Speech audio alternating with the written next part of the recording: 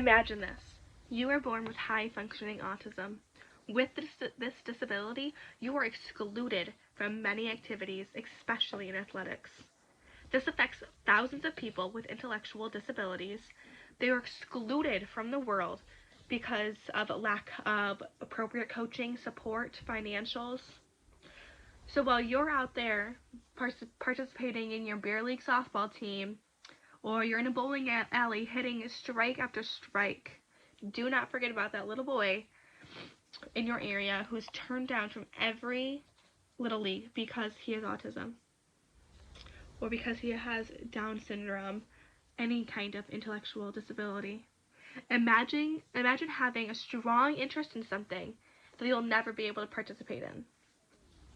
Now, we can all argue about when we were first interested in sports, but we were exposed to sports at a very young age.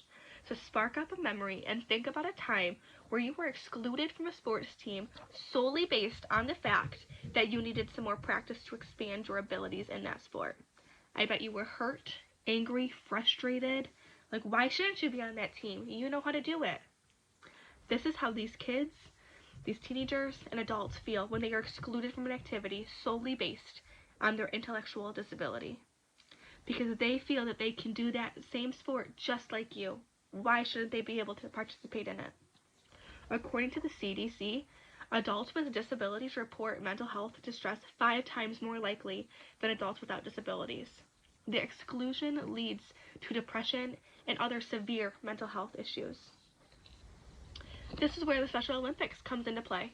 The Special Olympics gives people with intellectual disabilities a chance to put their athletic abilities to show. These athletes who are incapable of participating in regular sports are given an opportunity to train, play, and succeed in a sport that is accommodating to their disability. The Special Olympics has been around since 1968 and is the largest sports organization in intellectual disabilities. This organization helps improve health outcomes, not just their athletics. The Special Olympics has programs for all ages, and they start at 2 years old.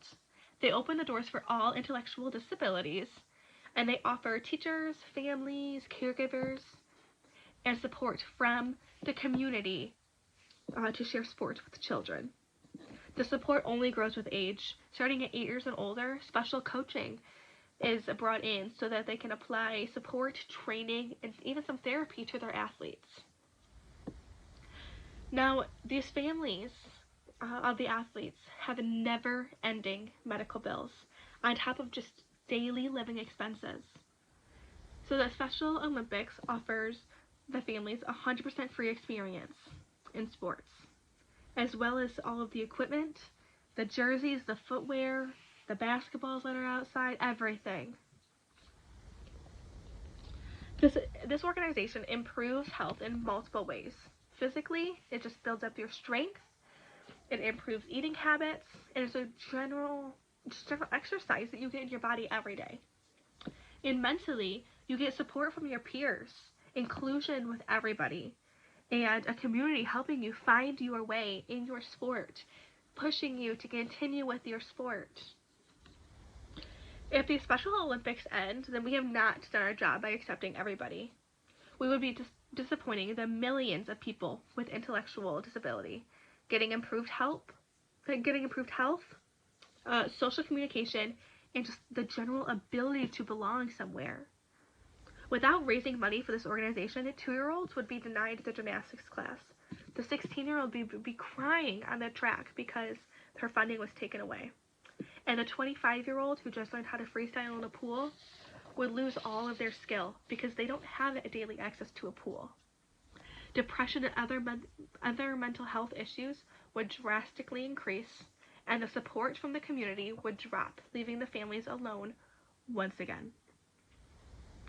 Now, morally, it's just unjust to take something away from these people who realistically don't understand why they would have to stop doing something they love, interacting with the people that they grew up with in the organization, or their mental health issues increasing.